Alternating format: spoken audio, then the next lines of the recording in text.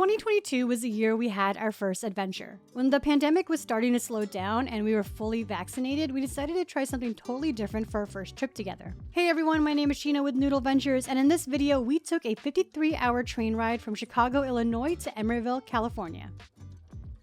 Our adventure started out in Union Station in Chicago, Illinois. Our train, the California Zephyr, was scheduled to depart at around 2 p.m., but unfortunately, it was delayed to 5 p.m. due to an issue with one of the cars. It honestly kind of sucked, but what choice did we have? So I'm sure you've seen tons of videos about the different sleeping car rooms you can get, but we got the roomette, which can hold 2 people seated facing each other, and it can convert into a bunk bed at night. Honestly, it was pretty comfortable for us. We spent a lot of our time in our roomette listening to music, talking, or just watching the world pass by. There was enough space for us to stretch our legs and relax. And when it was time for bed, the bunk beds were pretty decent. I will say though that the night we sped through Iowa and Nebraska was rough. I was on the top bunk that night and it was really bumpy, so I thought I was gonna fall. But Ray slept on the top bunk the second night and he said it wasn't too bad.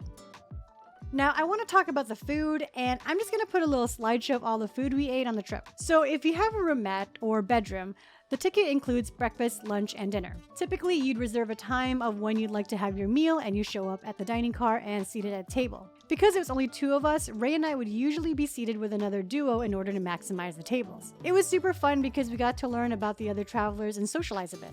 So to be honest, we were kind of skeptical about the food. Everyone on YouTube kept saying how delicious they were, and I couldn't really believe that, but I just had to jump in and say I totally agree. Every meal we had was some of the best food I've had while en route to a destination. Now, to be fair, this is me comparing it to airplane food, so take that with a grain of salt, but all the food was honestly delicious. Aside from the meals, there was also the cafe on the first floor of the observation car that you can get meals from, or if you want snacks and drinks. I remember being a little pricey, but it's kind of to be expected. So one of the most iconic spots on the train is of course the observation car. It has windows starting from the floor all the way up onto the ceiling.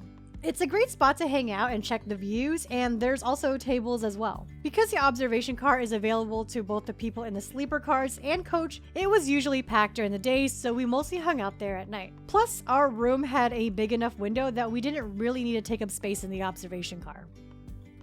Now next, I want to talk about the scenery. The California Zephyr has a route that goes through some of the most beautiful places in America. To be honest, the first half of the trip got kind of old fast. Not to hate on anyone who lives in Nebraska, but after a couple of hours of just seeing farms, it got kind of boring. I mean, it was cool at first, but once we got to Denver, we knew the trip was gonna get more scenic. Going through the Rockies was super cool. There were so many different sceneries to see. From just the ride up the mountain, the rivers, the trees, it felt like every mile we traveled was always something new. We'd go through tunnels that turned the entire car pitch black, except for the emergency stickers that would glow in the dark. The longest tunnel we went through was the Moffat Tunnel, which took about 10 minutes to go through. Because of how long the tunnel was, we weren't allowed to traverse between cars to avoid fumes from entering the train. And when we went by the Colorado River, there were tons of people on the boats mooning us. I guess it's some kind of tradition that they do when they see the Amtrak trains go by. Our side of the train had constant view of the rivers, so just looking out and seeing people moon us was hilarious. Once we made our way out of the Rockies, we made our way through the Nevada deserts and stopped in Reno for a little bit before making our way back up the Sierra Nevada mountains as we entered California. The views up here were just as beautiful, but to be honest, I was kind of nervous with how high up we were and how close to the edge of the cliff the tracks were. But it was still a really great ride overall.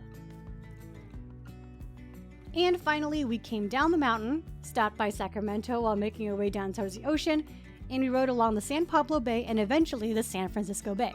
And when we were just about a mile away from our final stop in Emeryville, California, we stopped. I guess a car accidentally turned into the tracks just ahead of us and we had to wait for a tow truck to pull it out and for the mechanics to make sure the track was still okay.